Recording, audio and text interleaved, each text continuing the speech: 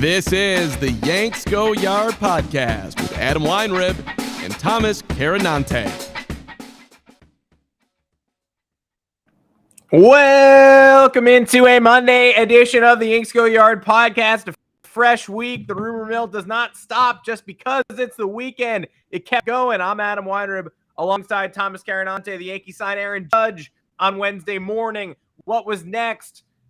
Nothing so far. Still nothing has happened since then, but positive momentum in a number of directions. And perhaps most importantly so far, the Boston Red Sox lost Xander Bogarts. It really happened Wednesday night. Went to San Diego Padres on a stupid offer. He took Aaron Judge's Padres money. The Padres wanted Aaron Judge for 14 years, $440 million. MLB said, no, that's a joke. You're trying to break the luxury tax system. And the Padres said, you got us, hand up. We'll just pay that money to Xander Bogarts.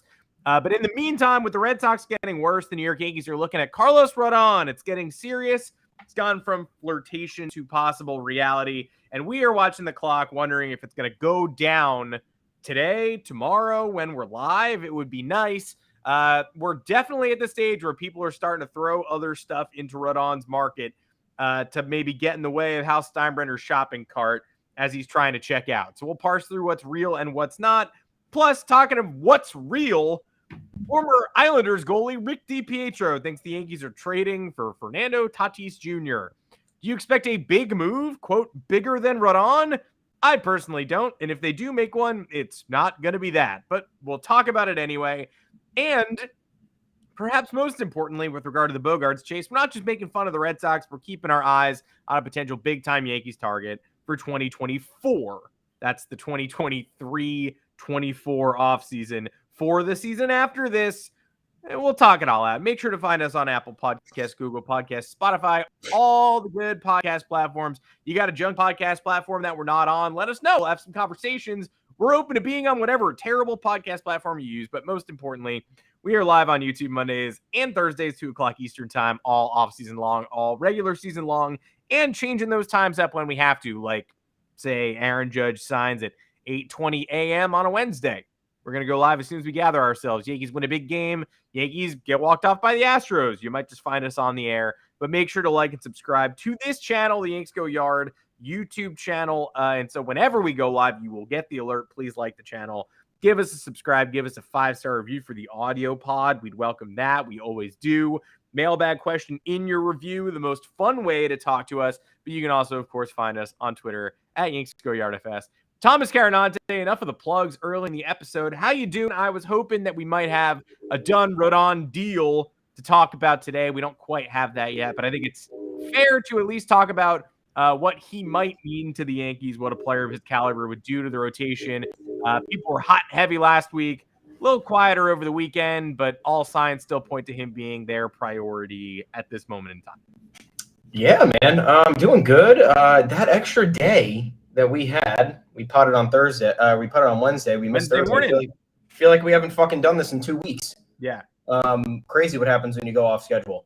But it was all for the better. I wish we could have gone live for Xander Bogarts leaving the Red Sox at 1 a.m. on Wednesday, but I don't know if too many of you guys would have been up for that. No. Either way, I'm loving what we're hearing with Rodon. We've been asking for this for a decent while now. We wanted the Yankees to sign him last offseason when he went to the Giants. We wanted them to trade for him at the deadline. The good news here is that all the information, as you wrote about on yanksgoyard.com, is coming from the right places. Because you look around the hot stove rumor mill, right?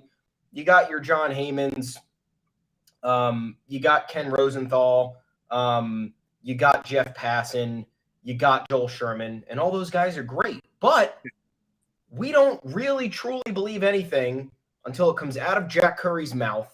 Jack Curry now has said multiple things about Rodon to the Yankees and how there is traction. And then he even gave us an extra nugget late last week about how the Yankees, at this year's trade deadline, actually contacted the Giants, tried to make an effort to trade for Rodon, and the Giants said no. And that's where it kind of ended. The Yankees approached them about his availability. There wasn't any conversation to be had. The Yankees had no choice to move on, probably influenced a couple of the other moves that they made at the deadline as they were clearing out, the the second tier of the farm system, and then also the Rule 40 guys, or the Rule 5 draft guys, which Rangers fans still seem to think they won the Gallo trade because the Yankees just farted out 4 prospects they were never going to use. But good luck, guys. But yeah, so anyway, we have that nugget, knowing that there was previous interest in Rodon at the trade deadline, meaning at that point, in the manner in which he was pitching, that would have cost a lot in prospect capital. And then you'd have to think in the offseason, the Yankees still would have been in the running for him in free agency because we're looking at the rotation right now and ahead into 2023. And then you realize after 2023, you're losing 2 starters in Luis Severino and Frankie Montas. I would venture to say that those guys will not be back. Not anything against them. I just don't know if Montas has enough in him to bounce back and convince the Yankees to pay him in free agency. And I'm not sure the Yankees want to do another go-around with Luis Severino, considering he's had 1 full healthy season since signing that extension. And he hates the team because they shoved him onto the 60-day IL last year. So Can't forget about the fact that he despises the team. And with the way the pitching market is going, again, nothing against Luis Severino, but a lot of guys are getting paid. Like we talked about last week, Taijuan Walker, $72 million. Jameson Taillon, $68 million. Do you want to pay that escalated price for second-tier, possible top of third-tier options, or do you want to just fucking pay $180 million for one of the best guys out there? It's all a matter of taste, but at that point, if you're shelling out the money, you got to get the known commodity, in my opinion. And if these types of guys are getting that 17, 18 million AAV, might as well just go another 10 million AAV for the guy that you know is going to be atop the rotation and not some question mark who could oscillate between number 3 and number 5. So I'm loving where the information's coming from. I love Carlos Rodon. You know, I've been talking about him for well over a year now. Once he had that bounce back season with the White Sox, I got all excited. He is an absolute bulldog. He's an emotional beast. Definitely intimidates the opposition when he's out there. Fellow lefty here. Big fan of those guys. And gives Garrett Cole, I think, the support that he needs atop the rotation. A little bit of comfortability up there. Take some pressure off so the load's not all on his shoulders, as we've seen it kind of escalate to over the last few years. So I'm liking where it's coming. I'm liking where the information's coming from. I don't mind the numbers. You could look at Rodon's injury history and say, well, you're going to give him $30 million a year for whatever. It just is what it is at this point, guys. You're not getting a known commodity with longevity, especially with most pitchers. Your elbow can rip off the bone at any second, even if you've had an entirely healthy 12-year career. It's completely arbitrary. So you have a guy like Rodon who profiles exactly what you need, gives you security beyond 2023. Yankees are going to have upwards of 70, 80 million coming off the payroll after next season. So I think this is the move you make now. You not totally avoid, but next year's pitching market is going to be an absolute mess. There are so many guys. The bidding wars are going to be insane. And I don't know if the Yankees want to, once again, gear up, wait for another opportunity a year later, and then find themselves in a precarious situation when here they can there's a limited Rodon market, right? Because there's a lot of teams concerned about his health, his age, his agent, Scott Boras. Yankees can just pay a little bit of extra money, get the guy that they need, get 3-4 good prime years out of him, hopefully win a World Series in that time frame. So if this is the way Hal Steinbrenner's thinking, finally woke up and smelled the coffee, baby. Yeah, Rodon's my guy. And you look at the money, obviously, people know Rodon is an injury risk because he was injured for a good portion of 2019, 2020. Yeah, I've heard all that. But it is important to note he's had Tommy John surgery already. So having an injury history, if you have an injury history and you haven't had Tommy John yet, kind of sets off an alarm bell in my mind, like you're going to have Tommy John at some point. Yeah. Might he have 2? Sure. It's happened. Nathan Eovaldi, like we've seen it, but your risk of having a second procedure is way less than your risk of having a first procedure. So that makes you feel good.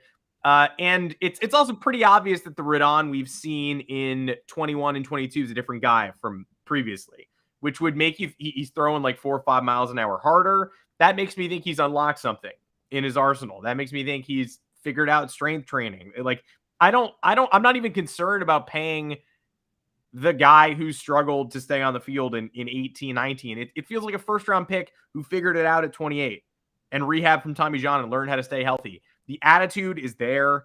Everything about you watched Rodon highlights. It's hard not to get mesmerized. I would say anecdotally, he pitched the best game against the Yankees I've seen pitched outside of Justin Verlander in the last 5 years.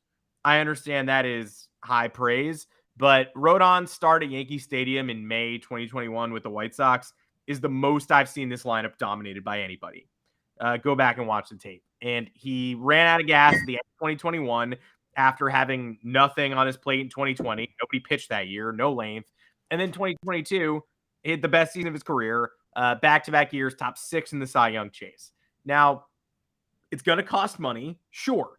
Rodon, the rumor is he wanted 7 years and a number that started with a 2 in the $100 million range. I don't think he's going to get that. If he does, it's not going to come from the Yankees. That much I know. So, I hope I'm not breaking your hearts with that. It's going to cost a lot of money. If it's 7 years for the 30-year-old Carlos Rodon, the Yankees are not going to go there. If it's $200 million for Carlos Rodon, the Yankees are not going to go there. 6 years is even probably tight for the Yankees, but they're going to have to. Are they going to approach that 180 number? I don't know, but you got to meet in the middle here. Anything less than 170, I don't think gets it done. And considering all the smoke is currently floating in the Yankees' direction, you have to assume that they know that too. They're waiting out Scott Boras. They want to see if they can get this closer to a number that pleases them. But maybe it's accomplished with vesting options. Maybe it's accomplished with contract language. You got to get that 6th year in there in some capacity, and you have to get to the 170, 180 range. It's less than what David Price signed for with the Red Sox. Does anybody think David Price in 2015 was a better pitcher than Carlos Rodon now? They're roughly equivalent, but I would say Rodon's attitude, playoff, like battle-tested, the mentality just translates better to the Bronx. You look at Rodon when he got drafted, saying New York, New York on the MLB Network broadcast. I don't think that was an accident. Clearly somebody who understands. Why would that be your karaoke song if you weren't a Yankee fan? Sorry. If it was, it's fucking weird. Or if you were at an Italian wedding. Yeah, singing that and then being like, love my Reds, though. Like, that's not how it goes. If that's your favorite song, you like the Yankees. Sorry. I'm a huge Rodon fan. And I think also just as importantly as Jack Curry and company connecting him to the Yankees, the flip side is really important here too. I'm not shocked this didn't get done over the weekend. And the reason I'm not shocked is because the market is somewhat limited. You listen to the figures that we're throwing out there. 7,200, right? 6,180. The Giants and Yankees were in there for Aaron Judge. That process dragged. And we now know that process dragged because Aaron Judge was waiting, and his agents, Paige Odell and co, were waiting until the last second to try to get that additional money out of Hal Steinbrenner, and it worked. Now you got a Scott Boras client looking for the last large contract of his pitching career, coming off 2 of the best seasons you can parlay into a new deal. Who's in this market? It's the Yankees.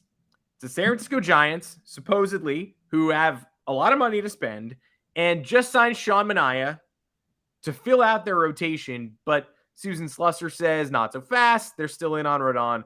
We'll see. Don't know how far they're willing to go. They obviously signed him last offseason. They like him a lot. They signed him and got an incredible out of him, and he opted out. So no reason they wouldn't like it. I would say the Giants are still in the chase. Then you've got Boras trying to tell John Heyman there's a mystery team, but also telling him the mystery team is the Cardinals, and also telling him he can reveal that the mystery team is the Cardinals. Not very mysterious. But then the Cardinals, John Mozeliak, like an hour after that Heyman tweet, said, we got some financial flexibility to work on stuff, but I'd say the rumors you're hearing aren't true. Okay, sure, Scott Boras loved that.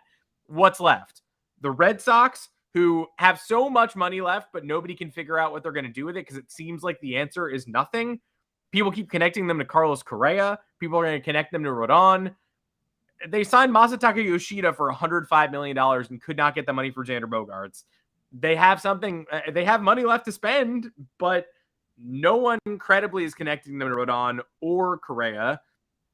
They're lurking just because like people can't believe they're not going to be the Red Sox. So far, they haven't been the Red Sox. You have to throw them in here, though. Then there's the Dodgers. Rumor has it they're heavily interested. We knew they were interested at the start of the offseason, but everything we're hearing from the Dodgers is they're going to save all the money they could possibly save for Shohei Ohtani next offseason. And we know the Dodgers go short term.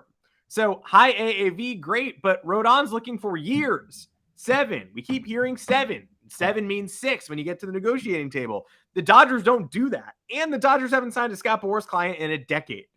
So while they wait for Shohei Ohtani and while they wait out Trevor Bauer's, sexual assault case getting cleared off their books, I don't really understand the Dodgers here unless they decide to pivot and change their philosophy and offer the one thing they haven't offered in recent years. So it's the Yankees, the Giants, who may have filled their rotation on Monday, the Dodgers, who would have to, again, flip everything around to become a viable destination for Rodon and would have to agree to a Boras deal for the first time in forever, and the Red Sox, who I'm still waiting. If they didn't sign Kodai Senga, then I don't know what they're doing. He was $75 million for 5 years. They certainly have that. So, call me out, but it does feel like we're getting to the stage where everyone knows the Yankees are interested. We've got a mystery team already. The mystery team has written themselves out of the conversation. We've got the Dodgers, who are always included in these discussions. People want the Red Sox to be involved. They're not heavily involved yet, and we're getting close enough to the finish line. But no wonder it's taking this long because they're waiting for the market to expand. And it did in the Aaron Judge chase. The Padres showed up at the very end. He flew out to California to talk to the Padres. All that patience paid off. Aaron Judge got another team involved after we thought that one was done and dusted. So the Rodon market and Scott Boras, they're clearly trying to involve. What can we get? One more team in there? Can we get 2 more teams in there? And we'll figure out soon enough where we land. You never know what's going to happen. That's the moral of the story. Every offseason, we don't know what the Dodgers are doing. Dodgers have been sitting here. They haven't made any move of note. They lost out on their top center field target in Kevin Kiermaier, who went back to the Blue Jays. We can't get rid of him. I don't know why, but we don't know if the Dodgers are treading lightly because of the Bauer situation or because they're ready to just give Shohei Ohtani $500 million next offseason. Either way, you can't dismiss anybody in free agency, especially with how things have transpired at this point. A lot of teams have been left in the dust. A lot of teams still need a little bit of help, even if their trajectory for 2023 isn't looking as promising. They got to set themselves up for next offseason. But in conjunction with Rodon, there has been buzz that there's going to be another big move from the Yankees, even if they do sign Rodon. What is that going to be? We heard Correa. I don't know how that makes sense. Somebody in here, anybody in the chat, please tell me how Carlos Correa makes sense, unless the Yankees are going to offload their top shortstop prospects for, I don't even know what's out there. What would you trade for? What would you trade that many? Would you get Brian Reynolds with that money or with those prospects? Would you get weren't we talking about some potential pitchers the other Corbin Burns maybe? I don't know. I don't think the Brewers are doing that. I'm not sure what and again, we saw the trade market not really be active at the winter meeting. So how much more active is it really going to get with these top names? Should the Yankees make a move of that magnitude? And then these two things go hand in hand here. We got the Fernando Tatis rumor linking the Yankees to him. Again, don't know how that makes sense. You're going to ostensibly give up top prospects for a $340 million contract for a guy who was clearly a problem in more ways than one. He was crowned the face of baseball in 2020. And then since then, it's been an absolute, after 130 games in the league, he was the next best thing. And he, not a bad decision by the Padres, in my opinion, to sign him to that long-term deal because they, at the time, needed to kind of convince more people to stay there because they had this nice core of players and they wanted to have it sustain over time. Long story short, AJ Puller's done a great job, in my opinion, over there, even though some of the moves have been wonky, but you got to be a little bit crazy to get the job done. Nonetheless, I don't know how this makes sense. I don't know what you're thinking about this, but either way, this would be the 4th $300 million contract the Yankees put on the books, unless, of course, Giancarlo Stanton's waiving his no-trade clause. Mm-hmm. Then again, you look at Tatis's deal, right? His competitive balance tax payroll hits are very small over the next few years before you start getting into the $25 million, $30 million, $35 million hits as time goes on. I believe it was a 14-year contract that he signed. So it covered obviously. And year one of it was incredible. So no notes there. Yeah. Yeah. So I don't know where anybody is kind of thinking this, but how about the Padres, right? We thought that they signed Xander Bogarts because they're kind of sweating a little bit about Manny Machado opting out next offseason, which is very realistic. based on what people heading into their age 31 season. Aaron Judge heading into age 31 season got 9 years, $360 million. I'm not saying Manny Machado is going to get that, but would you leave 5 years and $150 million on the table to get another $100 million if someone's going to offer you $250 million? Or he's a Gold Glove third baseman. I'm sure someone wouldn't be scared to pay him $275, $300 if it really came down to it. So I don't know why the Padres would then do that and get rid of a star player such as Tatis, especially after all they've dealt with him. I think they kind of have to sit there and be like, all right, we got to give him one more year. We got to see what's going on, because at this point, the Padres are not that interested in restocking their farm system. And I don't think the Yankees would be able to stomach trading someone like Volpe, someone like Dominguez, or, you know, a bunch of other guys for a very, very unproven off-the-field commodity in Tatis. That's another hefty investment. He's got to get back on track mentally for this to even work for any party. This is a risk that I think the Yankees would be a little bit insane to take. Would I be disappointed if it happened? No, but I don't think we should even be discussing it as a realistic option at this point. Michael K did give us a fun Friday, dropping the like, hey, I'm here and they're working on something even bigger on his little Friday night radio show. Had me refreshing Twitter. I was in the middle of a golf lesson Friday night.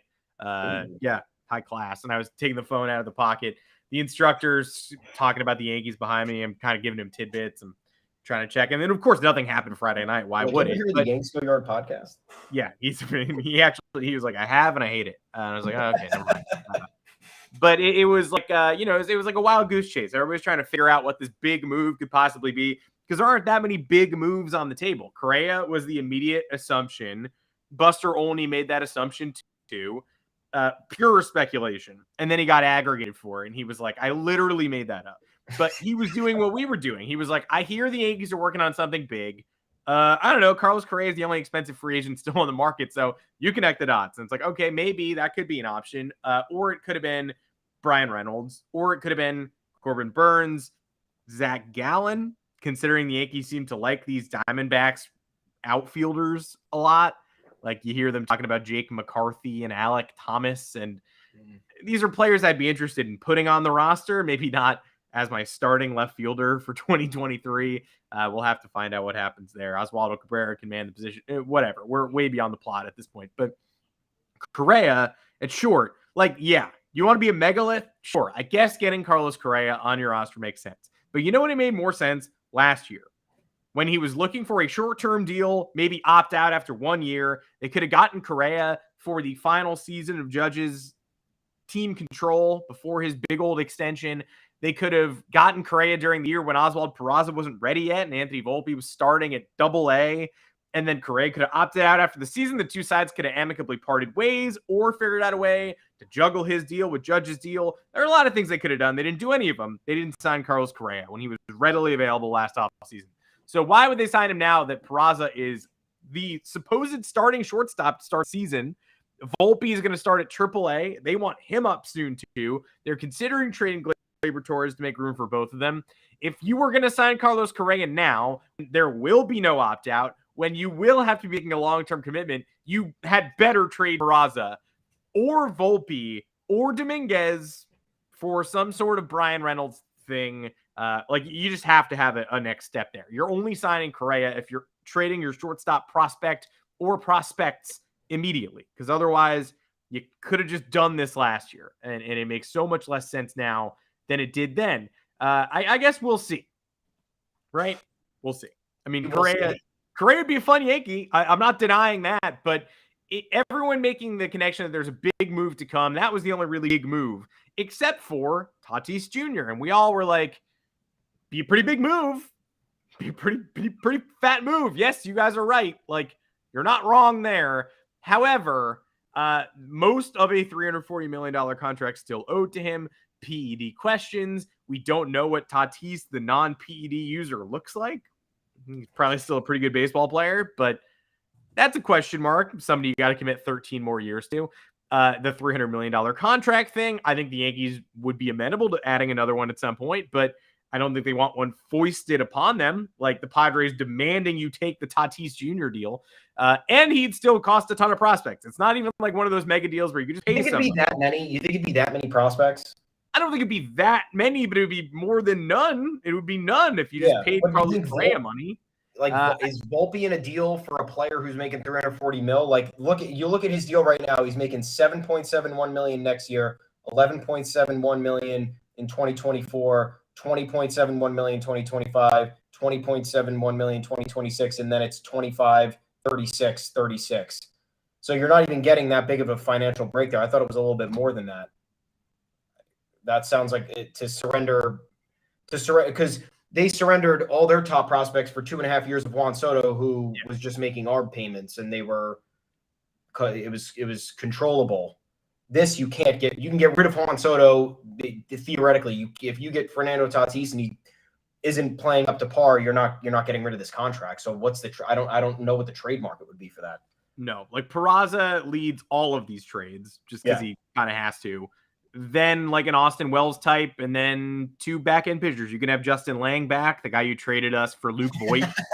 You can have him. I don't know. I truly don't know. And that's why it's incomprehensible. That's why we shouldn't even have to address like what would it cost to trade for the face of baseball because former Islanders goalie Rick DiPietro told us to talk about it. I mean, it's somewhat ridiculous, but he's a beast. You'd welcome him on the team if he were here, but Absolutely.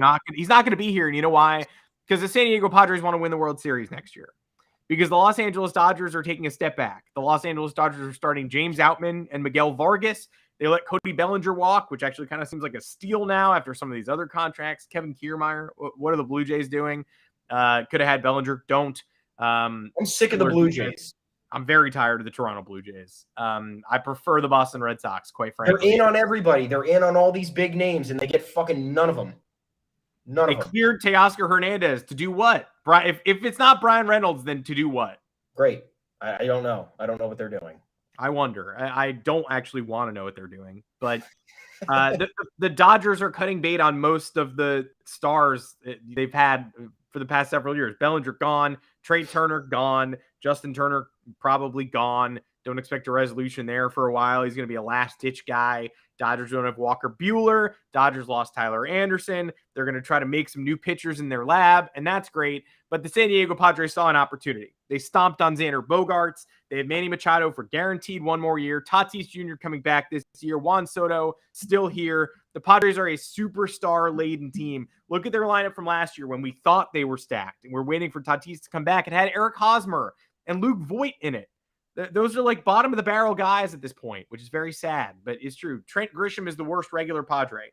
Jurickson Profar is not coming back, it would seem. If he does, he'll be in a bench role. This team is absurd. They're going to welcome Tatis Jr. back, and they want to win the World Series this year. They want to win the West. They want to win the World Series. I don't think they're going to surrender an MVP candidate who they just extended just so that they replenish the prospect pipeline. 23 and 24 are their years. And in 23 in particular, they don't think the Dodgers are going to be very active. And they think the Dodgers will always be a playoff team. But they don't think the Dodgers are cinched to win the NL West. And they're right. So I don't think they're going to trade a strength and weaken a strength in a year where they think they could contend for a World Series. And they're not crazy to think that because they beat the Dodgers in the playoffs last year, which was supposed to stronger Dodgers roster. And they made the NLCS.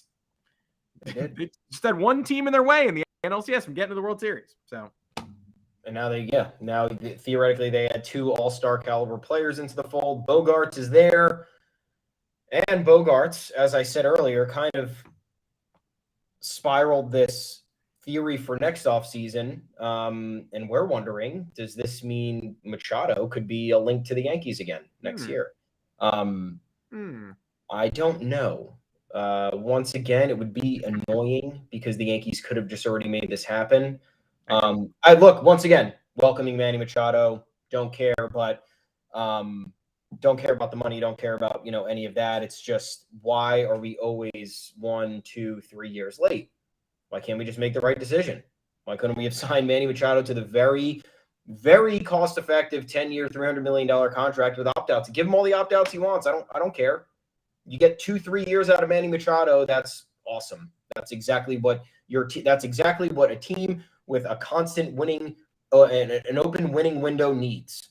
You add somebody into the fold, like, for example, I know Scott Boras was not going to allow Carlos Correa to sign the deal that he signed last year with the Twins, with the Yankees, but if the Yankees can get 1 year out of Carlos Correa, that changes the entire dynamic, changes the entire complexion of what they're trying to do. You add an all-star caliber player in a void where there's been bad production for 3 straight years, that maybe gets you over the ALCS hump. That's just how things work. So they gave Bogarts 11 years, $280 million, mental contract. Mm-hmm. Outside of it being crazy and something that I don't know if it would have been smart for a team like the Yankees to do, it was both equally hilarious to watch Red Sox fans melt down, watch Chaim Bloom be confused at his airport gate as he was getting back on the plane to Boston. Learning about this was the best moment of your entire life. It really was. We got to pull up that blurb. Oh my God. Yeah, let's read some Boston journalism live on air, because like this is as good as it gets. And I want to a lot of framing the Arson Judge tweet. I would frame this. This is frameable. Julian McWilliams of the Boston Globe. Here's the context here, guys. I haven't laughed this hard in maybe a year. It's true. It's genuinely true. He's not kidding. It is true. People were disturbed by how hard I was laughing. The context here is everyone's in the airport, getting ready to leave the winter meetings. Obviously, the annual event ended on Wednesday evening. Everyone was getting ready to get on their plane. The Red Sox reportedly offered Xander Bogaerts a 6-year, $162 million deal. Actually, pretty fair. $27 million AAV. I think that's paying him fairly, and commensurate with how he's compared with other shortstops in the game. And that apparently the Red Sox thought they kind of had it. You saw all the reports. Sean McAdam. Who is he? Is he the Providence Journal? What is he? Sorry, one sec. I mean, he's legit. I don't think he's legit. Yeah, legit guy. Now he's the Boston Sports Journal. Okay, good. Weird. Yeah, no, a lot of inside. nonetheless, a lot of Boston sports personalities were saying heavy discussions, trending in the right direction, feeling good. So all crescendoed. Everybody, it got to the point. Everyone's like, "Oh my God, okay, we're going to get him back. We're not going to lose the heart and soul of the team." Preller hits at the 11th hour with this monster offer, and this from Julian McWilliams is how Chaim Bloom learns of this in the airport gates, surrounded by Boston media members, about to board a plane, 4 hours floating in the sky, unable to do anything. And that's the barrel that he's staring down. Quote, appearing out of sorts, trying to wrap his mind around the idea Bogarts would be a Padre, Bloom needed some time to gather his thoughts. The Red Sox knew a deal with the Padres was likely, that their 6-year, $160 million offer to Bogarts was no match for the Padres, a team that had shown a willingness to pay or overpay stars over the years. Quote, give me a minute, Bloom said. The minute turned into 2. Then came a brief walk to Terminal 37A, where Delta Flight 1108 began its boarding process. Quote, give me a minute, Bloom repeated, staring into space in isolation, no longer peering at his phone. A broken man. I love to. I think there's a detail in there we don't have that I assume that Delta Flight 11 whatever is the flight he was trying to get on. But in this little chunk where we don't know and that's left out, that's one of my favorite parts. It just could be like another Delta flight. It's like Bloom walked over to a flight from San Diego to Paris, just in complete confusion, like, oh, what happened? They're like, sir, this flight boards in 3.5 hours. And you're wearing no shoes. And he's like, give me a minute. I mean, I wrote about this too because it got me so good. And it sucks to say as a Yankees fan, I do feel bad for this guy. I feel bad for anyone who's ever encountered anything like this. Yeah. It's still funny. I still enjoy it, but it's not as fulfilling if it was like I said in the article, Ben Sherrington or Theo Epstein, because those guys were like ingrained seemingly in the Boston culture and were throwing money around and were going toe-to-toe with the Yankees in so many other ways. And Chaim Bloom has been instructed by this ownership group to cut costs, to get rid of the star players, to be very careful with his spending, to operate on a smaller budget and make Rays-esque moves, which haven't really come to fruition. So this guy's been put in a little bit of an impossible situation, and you have to think that ownership, like, he had to bother ownership for that 6-year, $160 million offer, like, repeatedly. He was probably like, look, we know we're going to get outbid. Like, we need a higher AV. We need a decent amount of years. We need a fat number. And the sad part is that if they just did this in the offseason, we're not here. I truly don't think they come to this point if they just said, you know what, Xander, here's an extra $100 million based on what's left on your deal. It takes you through age 36. We'll still get a maximum amount of the prime years out of you. You'll get decent amount of security, tacking on, what is it? It would have been 5 or 6. It would have been 7 extra years because he had one more. He would have, I guess, opted in to the one. How many years? I don't even remember. Either way, it would have been he had 7 so more many. years. He had so many years left. He had 3 years and $60 million that he opted out on, because that's what they were asking him to do at first. When they should have been offering him $6,160 or $6,170, they were saying, you got 3 more years left at $20 million a year. We'll give you 1 more year, and your deal is 4 years and $90 million. And he said, absolutely not. As he should have. Everyone knew the deal he'd already signed was a bargain basement deal, was him being super nice. And they were basically like, you know, that tiny deal you already signed, keep it, don't get rid of it, and then just add 1 more expensive year at the back end. And he was like, no. Also, he's aging. He's going to be 30. The Red Sox were clearly just trying to lock him down through age 34. Yeah. At which point he would be in no man's land and have to sign like a 3-year deal with the Red Sox or a 2-year deal with somebody else after that. I don't really know. So he wanted 1 more payday. The Red Sox wanted to just keep him through his prime and let him go instead of being respectful to the captain. If they had offered him 6 or 7 years at 160, 180, he would have come back for sure. He was willing to take a discount. Didn't take it. They never offered it to him. Then they offered it to him too late. And who is spinning the part of the propaganda machine that had Sean McAdam say that a high-ranking Red Sox official said, we're signing him. He's coming back. Asked whether they were signing him or not. The Red Sox official said emphatically, yes. No, don't say yes. You didn't do it. Who is feeding this? Who's coming out of the discussions? And by the way, Chaim Bloom walking through the airport in a trance is all well and good, but we learned through a one-on-one interview with Bloom and Chris Cotillo that he had this sense all day that things were not going to go his way, that there was really no like 11th hour pivot. This was pretty much over. So who leaked that to Sean McAdam? That's rude to Red Sox fans, something I never thought I would say. They had false hope for a reason, because you told them you were signing it. It's not irrational hope. They actually thought the organization was turning it around. They didn't think Bogarts' market had a lot of names in it. I didn't think Bogarts' market had a lot of names in it. There was a rumor that the only shortstop the Padres wanted was Trey Turner, in part because this opens up a lot of confusing questions about Manny Machado, about Fernando Tatis Jr. We're having Tatis Jr. trade conversations because they almost spent $300 million on another shortstop. So there's a reason you don't want to upend the apple cart like that, but they clearly love Bogarts more than the Red Sox.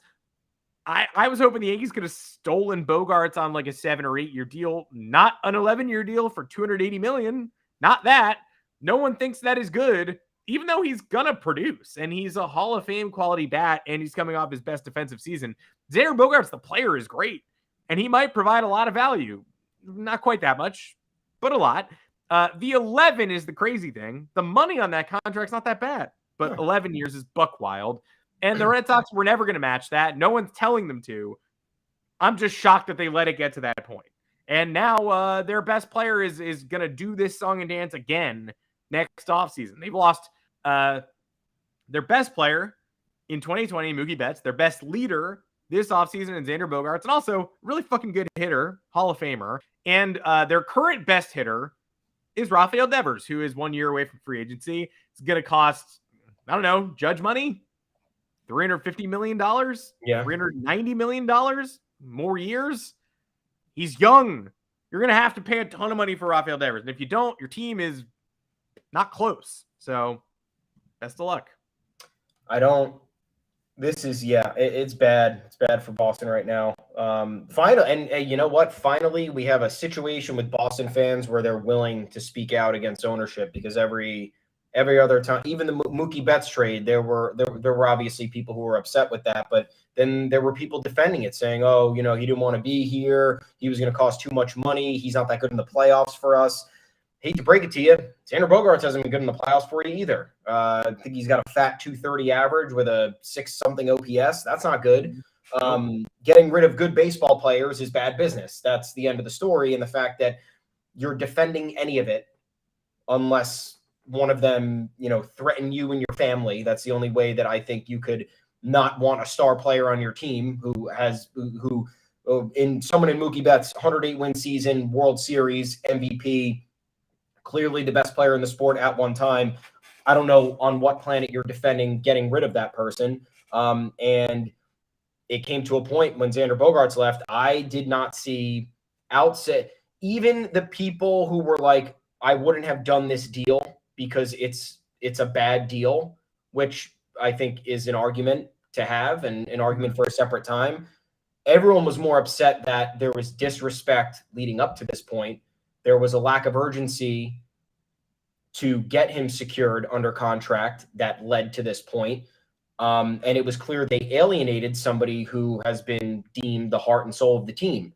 Fans are upset about that. So thanks for having a pulse, Boston. Thanks for not operating under the messaging of ownership and the direction of ownership, because that's not what fans are for. Fans are for putting pressure on ownership to make sure they do the right thing so we can enjoy ourselves at the ballpark, not so we go there, get ripped off, and then, watch Pablo Sandoval's belt fly off when he tries to swing at strike 4. But anyway, we skipped over the Machado stuff for us. That's what I kind of wanted to talk about a little bit more before we left here. He's gonna opt out at this point if he has anything close to a season he's had the last 2 years. Aaron Judge won MVP. Aaron Judge is a different animal, I think. He spent 6 years in New York. He's the most recognized face in baseball. He just put forth one of the best 25 seasons of all time. Manny Machado is one of the greatest all-around players of this generation. I don't know if he has the marketing pull that Aaron Judge does or someone like Shohei Ohtani does, but nonetheless, if someone like Bogarts, who I think is a lesser player than Manny Machado, is getting 11 years and $280 million, you have to think that Machado is going to be willing to try his luck one last time heading into age 31 season when he sees these age 30 guys getting paid 11-year deals. Would the Yankees be in on this? I don't know, but they probably should be, depending on what happens with the payroll this year, right? Should be. I think they should be. Again, you're adding multiple $300 million players to the team. Scary. Just as scary whether it's Tatis or Machado. Also, you're right. The Machado PR spin is not in the Judge realm. I mean, what do we hear about Machado entering free agency? It knocked him into March of 2019 because everyone was like, doesn't hustle, stepped on a Brewers first baseman, there was a big expose Machado interview that was like, Machado doesn't hustle. It's his choice or whatever. It was like a picture of a smiling Machado giving an interview about how it's like not his vibe. But he was basically talking about false hustle. Like he was basically like, I'm not going to sprint to first just to show you I can. Not going to hurt my hamstring or whatnot. But he entered free agency at like his all-time low and ended up signing a pretty sizable deal, I would say, with Diego Padres anyway. That's another reason you're not going to trade Tatis Jr. because he's basically entering the trade market now at the same place that Machado entered free agency when he had a historic struggle to get a contract. Tatis Jr., motorcycle accident, steroid bust. Rough stuff. $340 million contract attached. Rough stuff. Not pre-arb. Expensive as hell, even though it escalates, like you said. And tragic accident, missed many games, PED suspension that will bleed into next season. We don't even know what he'll look like. Machado is the same thing. Center of controversy with the Dodgers. Stomping on a Brewers first baseman, made the last out of the World Series, gave a tell-all interview saying hustling is kind of not my thing. Great. The Yankees supposedly had him in for a visit. He wanted to go to the Yankees. There was also all sorts of chatter about how he thought he was getting traded to the Yankees at the 2018 deadline, which is another this would have changed everything moment. Although, all I think it really would have changed is that the Yankees probably would have been the ones embarrassed by the Red Sox in the ALDS that year. Machado got embarrassed by the Red Sox 3 weeks later. He probably would have just had his moment in the sun against the Red Sox in the DS.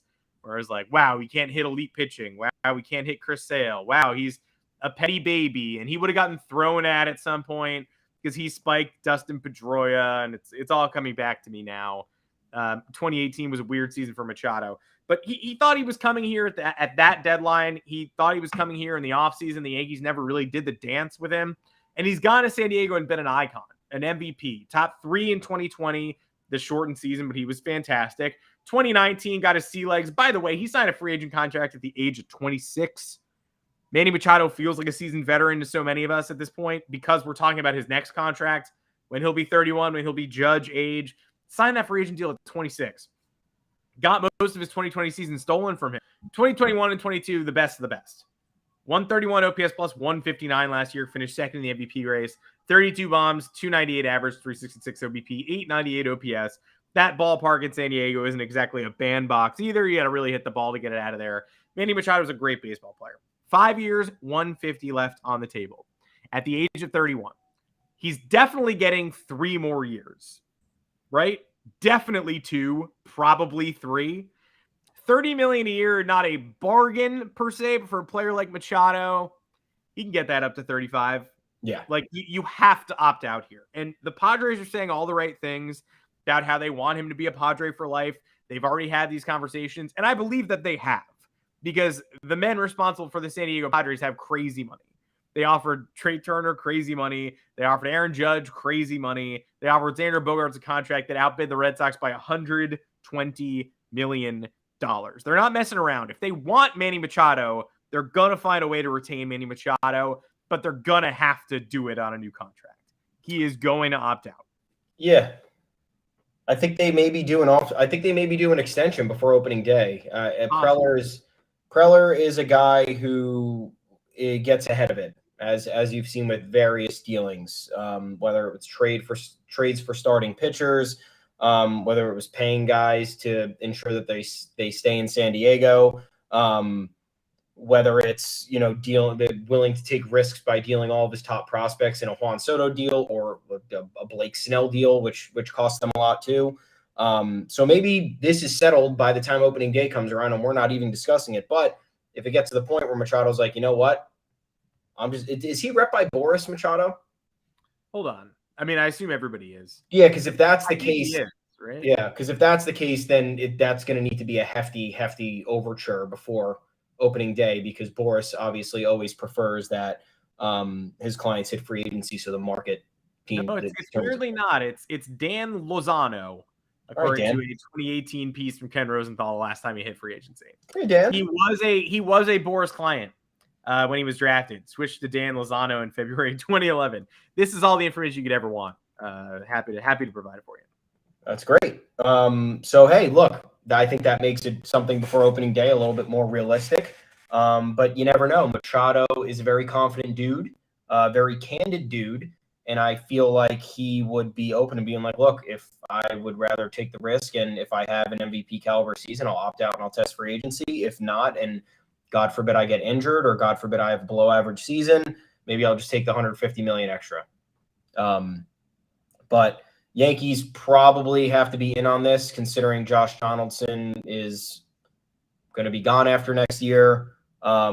Considering that you want to have the best possible all-around team with your young guys in tow, if they're not making trades for anybody this offseason, and because they still have a stacked farm system, so they will be able and willing to trade, for example, pitching, for outfield help, for whatever they need to do. Because if you look at the Yankees and they have to figure out their situation, you have Judge in right field for the foreseeable future. You have Anthony Rizzo at first base for at least 2 years, most likely 3. In this magical scenario, you have Peraza and Volpe up the middle for however long. You have Garrett Cole, Nestor Cortez, hopefully Rodon in the rotation, settled. You have no third baseman. I don't know what the hell's going on with left field. That's something we have to figure out, but left fielders are easier to come by than Gold Glove MVP caliber third baseman. So when you look at the fact that they could maybe add one more contract and then use their resources in the best possible way to create this massive 2 to 5 year window where they might be the best team in the AL, then I think that's what you got to do. I don't think there's really a debate for it. If Hal Steinbrenner is willing to spend right now and go the extra mile, I don't see why that would change next year, especially if someone of Machado's caliber comes onto the market.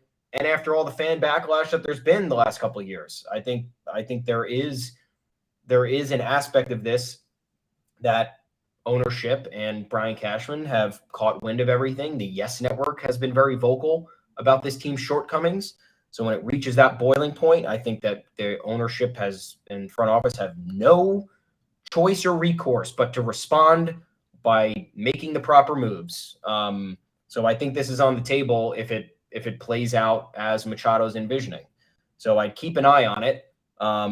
And again, it would be great, but I wish we just did this in 2018. Would have been really sick. Correct. I heard a lot this weekend over and over again about how a condition of Judge coming back was to pressure Hal Steinbrenner into these kinds of moves. And if that's the case, cool.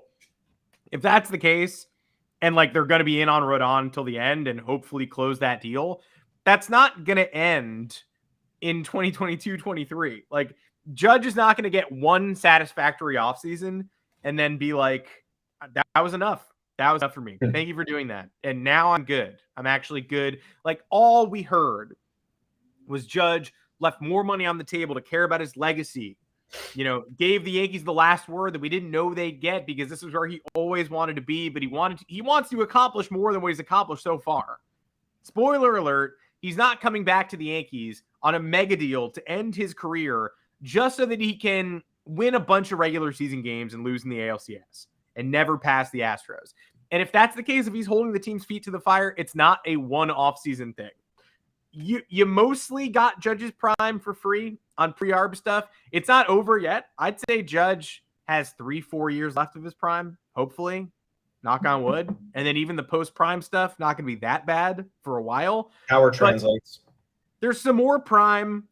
Power translates even after the prime is over, but there's some more prime to take advantage of. And it goes beyond this year. Judge didn't sign a 1-year deal. So next offseason is going to be looking for improvements too. And we're close to the end of the rope this offseason.